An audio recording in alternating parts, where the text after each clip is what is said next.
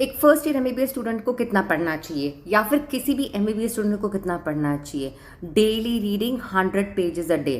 सिर्फ पढ़ना है। I just go through, flip it over like a novel, 100 pages a day. इसमें से 50 से 25 पन्ने आपने समझने हैं। You have to understand half of what you have read, and उसका हाफ 25 पेजेस जितना आपको लर्न बाय हार्ट करना है। ठीक है? So you read daily 100 pages of any subject. ऐसा नहीं कि सिर्फ आपने पूरा दिन अनाटमी पढ़ते रहना है।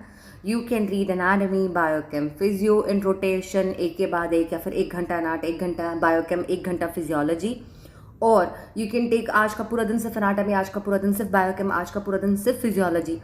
It is very personal. आप अपने हिसाब से अपना मेनू और अपना शेड्यूल डिसाइड करो कि आपको क्या सूट करता है, कैसे पसंद आ रहा है, कैसे जम रहा है। सो एक बार आपने अपना शेड्यूल समझ लिया कि आपको इस तरह से समझ आ रहा है। कुछ बच्चे पूरी रात पढ़ते हैं, कुछ सुबह पढ़ते हैं, कुछ दिन भर में पढ़ लेते हैं। Some go to library, some can read very well in hostel, कुछ सिर्फ घर पे पढ़ पाते हैं।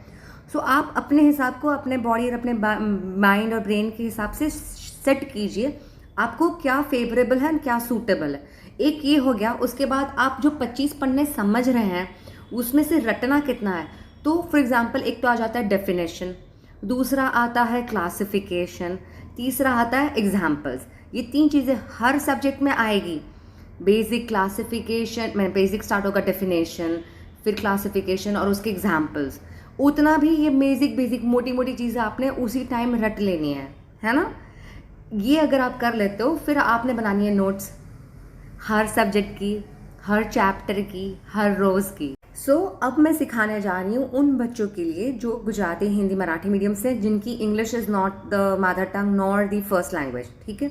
आप कैसे पढ़ोगे? फॉर एग्जाम्पल, आपने क्लैविकल उठाया, बुक में पढ़ा clavicle is a long horizontal bone, तो आपने अंडरलाइन किया लॉन्ग, फिर हॉरिजॉन्टल, फिर फर्स्ट टू ऑसिफाई। तो ऐसे कीवर्ड्स को अंडरलाइन कर लो। फिर आप प्रैक्टिस करोगे कि ये कीवर्ड्स को वाइवा में बोलने की। Next time you will add a little bit of words.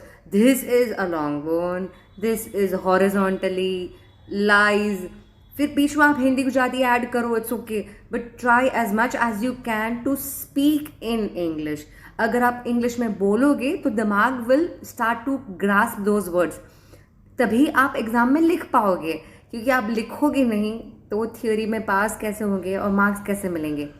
जो आप सोच रहे हो, आपने जो समझा है, उसको आपको रेप्लिकेट कर। मुझे मेरे एक स्टूडेंट ने बताया था कि मैम, मुझे इंग्लिश में सब समझ आ जाता है, मैं कंसेप्ट समझ रहा हूँ, मेरे फंडास क्लियर हैं, पर उसको इंग्लिश में लिखें कैसे, या फिर बोले कैसे। बोलने में हिचकिचाहट होती है, प्रोफेसर टीचर्स के सामने डर लगता है, एग्ज़ाम में हाथ नहीं चलते, स्पीड नहीं आती, वो वर्ड्स याद नहीं आते।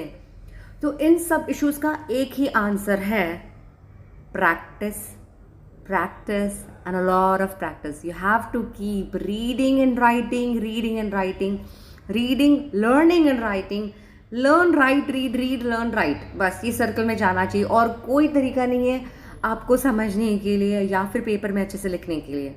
सो my dear students, read, learn and right.